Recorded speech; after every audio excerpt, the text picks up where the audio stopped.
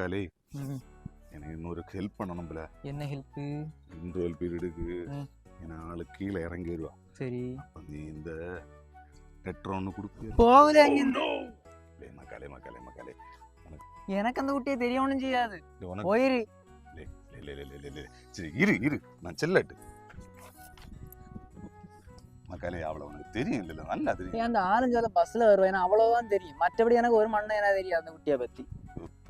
உன வீட்டு இருந்தானே தாப்பம் போலீஸ் கொண்டு கொடுத்தேன்னு கூம்படை நாள் இடி தருவேன். நான் வாங்கிட்டு தான் கிடக்கும். செல்ல மகளே செல்ல மகளே போடே போடு. அந்தி போமா ரோஸ் மில்க் இதெல்லாம். ரோஸ் மில்க் எனக்கு வேண்டாம், போயிரு.